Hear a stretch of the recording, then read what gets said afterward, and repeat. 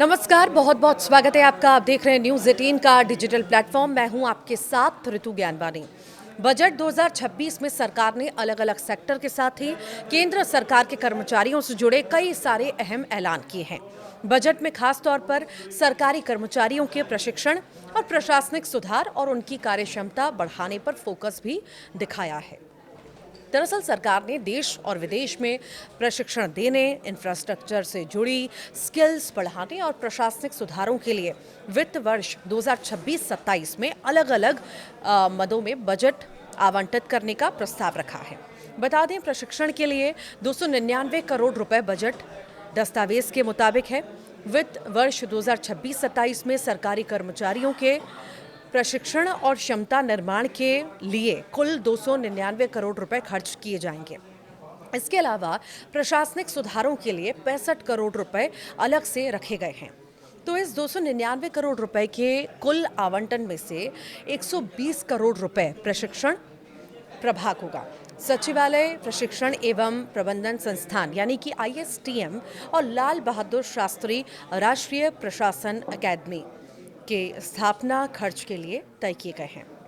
अलग अलग ट्रेनिंग योजनाओं के लिए भी फंड रखा गया है। सरकार ने विभिन्न प्रशिक्षण योजनाओं के लिए लगभग 52 करोड़ रुपए का प्रावधान किया है। इसी के साथ ही केंद्र सरकार की महत्वाकांक्षी योजना मिशन कर्मयोगी के लिए 126 करोड़ रुपए आवंटित करने का प्रस्ताव रखा है। मिशन कर्मयोगी को अब तक की सबसे बड़ी नौकरशाही सुधार पहल माना जाता है और इसका मकसद सरकारी कर्मचारियों को ज़्यादा प्रोफेशनल, रचनात्मक, सक्रिय और टेक्नोलॉजी फ्रेंडली बनाना है। कार्मिक मंत्रालय के तहत संस्थानों का खर्च भी रहेगा। बता दें, बजट दस्तावेज में बताया गया है कि 120 करोड़ रुपए के स्थापना खर्च में दिल्ली स्थित ISTM, मसूरी स्थित LBSNAA और कार्मिक एवं प्रशिक्षण विभाग के प्रशिक्षण प्रभाग से जुड़े खर्च भी शामिल रहेंगे। ये संस्थान सचिवालय के सभी स्तरों और श्रेणियों के कर्मचारियों के लिए आधारभूत कोर्स, रिफ्रेशर कोर्स और मिड करियर ट्रेनिंग जैसे कार्यक्रम आयोजित करते हैं। इन कार्यक्रमों का मकसद कर्मचारियों को नए नियमों, प्रशासनिक जो प्रक्रियाएं हैं और आधुनिक कार्यशैली से अपडेट रखना है। और इस आवंटन में घरेलू और विदेशी यात्राओं पर होने वाला खर्च भी शामिल किया गया है। साथ ही केंद्रीय सचिवालय सेवा यानी कि CSS और केंद्रीय सचिवालय स्टेनोग्राफर सेवा के अधिकारियों के लिए कोर्स फीस का प्रावधान भी इसमें किया गया है। RTI और कैट के लिए अलग से बजट रहेगा। बजट में 52 करोड़ रुपए के आवंटन के तहत सभी के लिए प्रशिक्षण का प्रावधान भी शामिल किया गया है।